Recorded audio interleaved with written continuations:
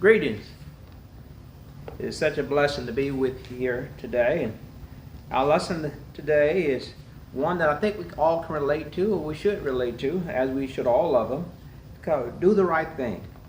And I think that's the theme we should live by on a daily basis. Our devotional reading this morning comes from the book of Psalms, the 72nd book of Psalms, verses 1 through 17. And it reads as follows. Give the king thy judgment, O God, and thy righteousness unto the kings and son. He shall judge thy people with righteousness, and thy poor with judgment. The mountains shall bring peace to the people, and the little hills by righteousness. He shall judge the poor of the people. He shall save the children of the needy, and shall break in pieces of the oppressor. They shall fear thee along as the sun and the moon endures throughout all generation. He shall come down like rain upon the mown grass, and shower that water on the earth. And in his day shall the righteous flourish, abundance of peace, so long as the moon endures. He shall have dominion also from sea to sea, and from the river unto the end of the earth. They that dwell in the wilderness shall bow down before him, and his enemies shall lick the dust. And the king of Tarshish and of the island shall bring present, and the king of Sheba, and Sheba shall offer a gift. Ye all kings shall fall down before him, all nations shall serve him. For he shall deliver the needy when they cry, and the poor also, and he shall have no helpers. He shall spare the poor and the needy. He shall save the souls of the needy. He shall redeem the souls from deceit and violence, and the precious shall there be in the blood of his sight. And he shall live in him, and he shall give them gold of Sheba. Prayers also shall be made of his continually, and daily shall be his praise. And there shall be a handful of corn in the earth upon the top of the mountain, and the fruit thereof shall sake in the Lebanon, and they shall of the city shall flourish like grass and of the earth. Our lesson today, we find that Jeremiah again is delivering a message to the king, and not only to the king, but to the king and all of his followers. As we look at our lesson today, it's opened with a message for the king.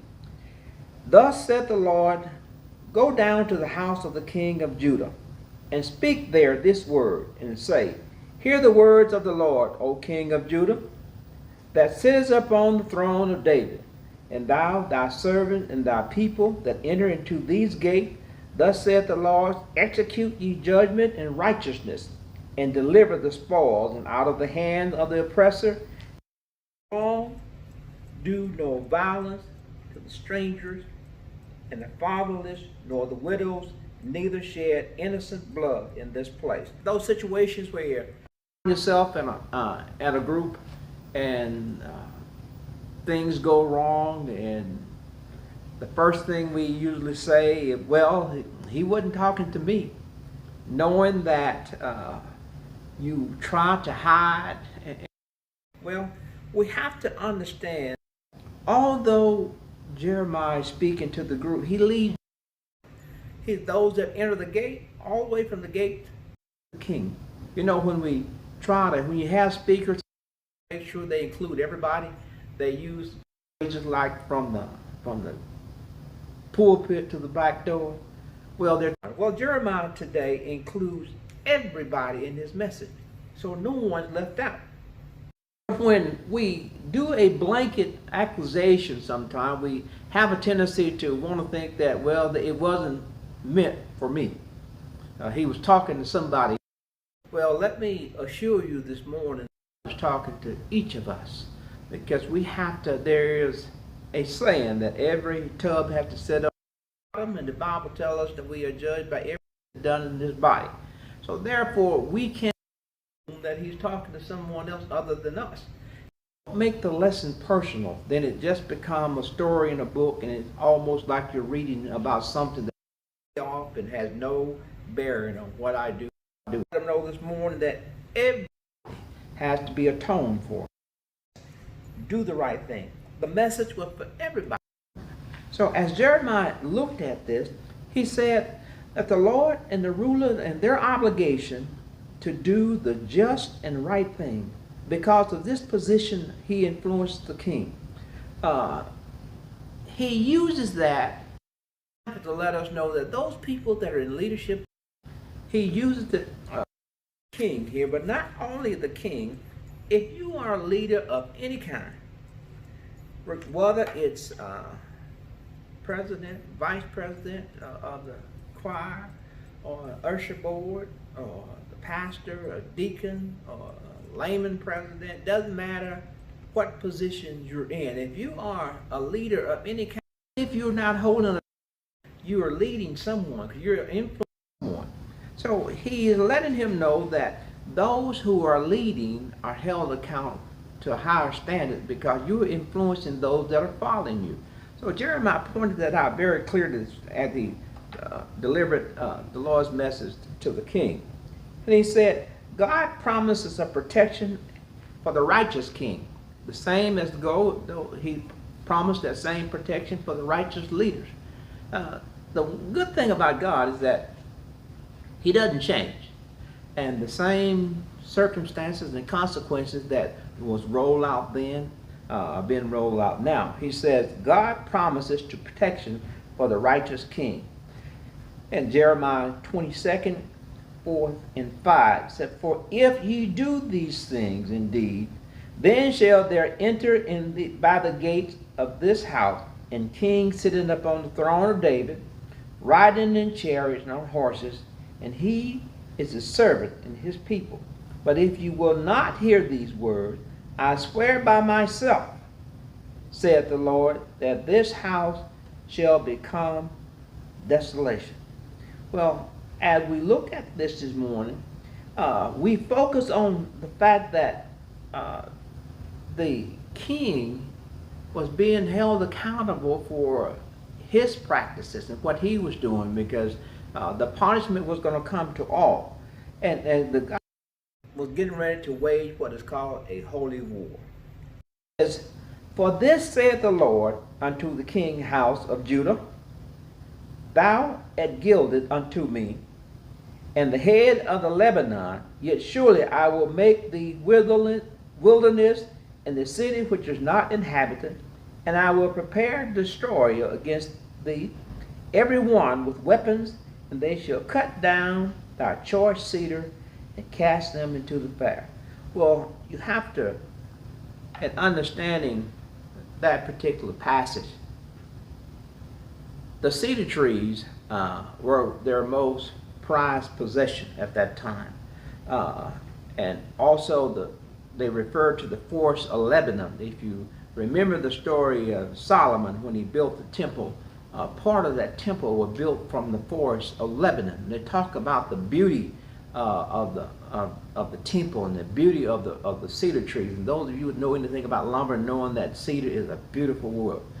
Well, he was letting them know when they come, when the enemy comes from, when the destroyer comes, is the term that the Lord used, not only is going to destroy you and allow you to become captives of a foreign land, but he's going to destroy your trees.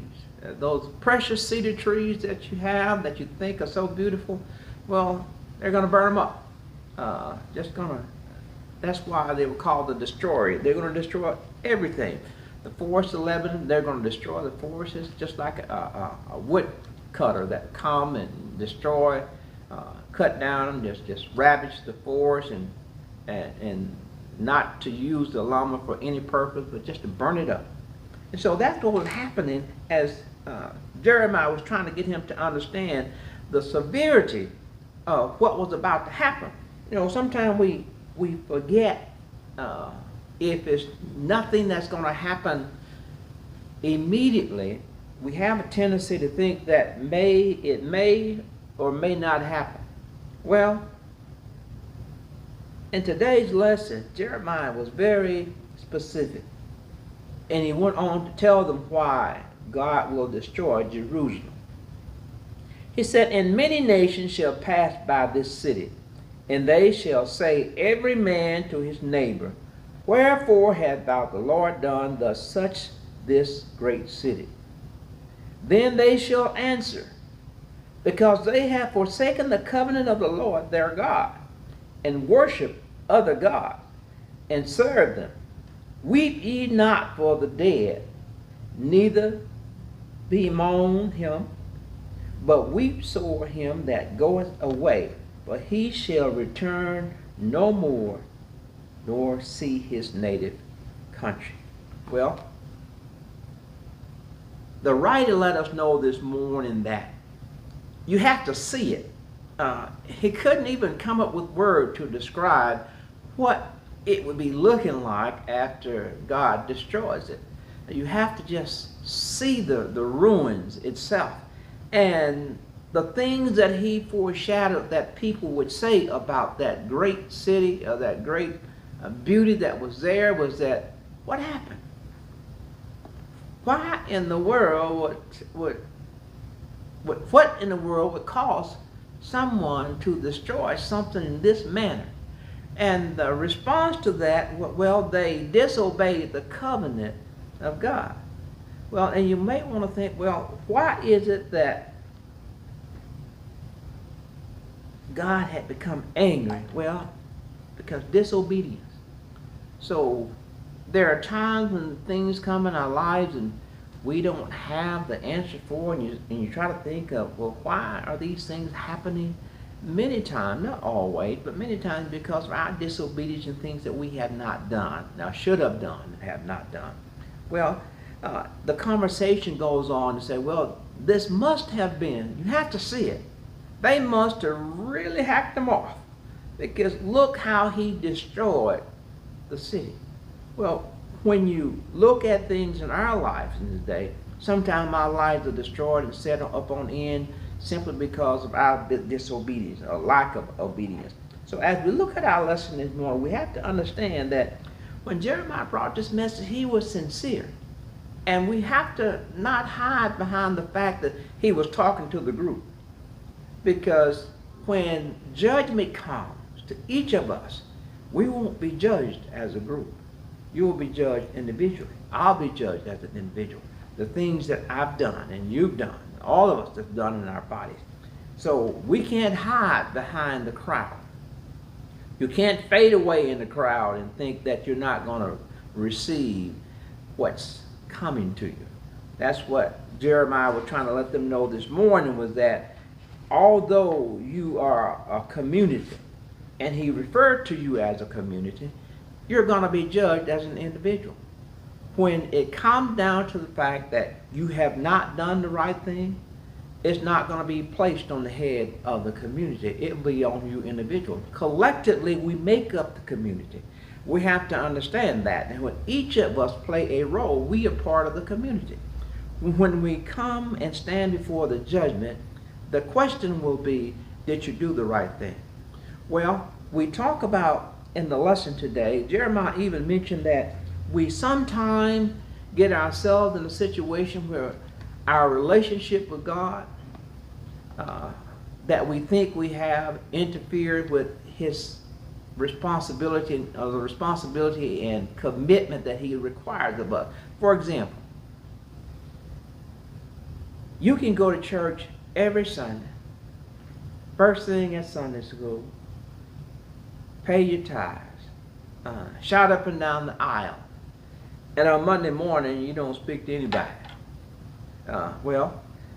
Jeremiah was letting us know that you can't, your duty to God have to align with your religion. You know, you can't just talk religion. You have to live it. You have to walk the walk. And what he's having us to understand here today is that you cannot say that I have a great relationship with God and then turn around and mistreat your brother or your sister. And he specifically mentioned this morning the poor, the widows and orphans, the needy, those who people that cannot defend for themselves. This was the role of the leaders. We have to defend for them. And not only that, and he specifically talked about how we treat the stranger. Well, in our lesson, the stranger is synonymous with our immigrants. How do we treat them? Their treatment and unfairness. Well, God's going to punish us for the way we treat our strangers, which is our immigrant. But he also is not pleased with the fact that our talk is not aligned with our walk. And that's what Jeremiah was bringing that message to the village this morning, not only to Judah, but to the inhabitants of Judah, that God's not pleased with what you're doing. He's not pleased with the fact that you're not taking care of the widows and orphans, that you're not freeing the captive that has been wrongly convicted, that you're not taking care of the poor, that you're not visiting the widows and orphans, and you're especially mistreating the children. And he's not pleased. Well, does that sound familiar? We have child abuse that's running rampant. We have elderly that's been misused in the nursing home. We have our neighbors that we see begging in the street that we pass by. And these things correlate with the same type of commitment that God holds us to, the same as he did that message that he sent to Judah. So as we look at our lesson this morning and come to a close, God is just saying to you this morning, do the right thing. That's all that he's asking you to do. Because if you do the right thing, everything else will follow. Doing the right thing is keeping God's covenant. Doing the right thing is doing right by your neighbor. Doing the right thing is practicing that agape love. Doing the right thing is being in line with God's word 24/7. And when you do that, you don't have to worry about it, because Jeremiah said that to do otherwise, it's going to bring about destruction. You may not be drug off to a foreign land, but there are consequences for not doing the right thing. So as we come to a close this morning, may God bless and keep you. Be safe, and looking forward to seeing you the next time. Thank you.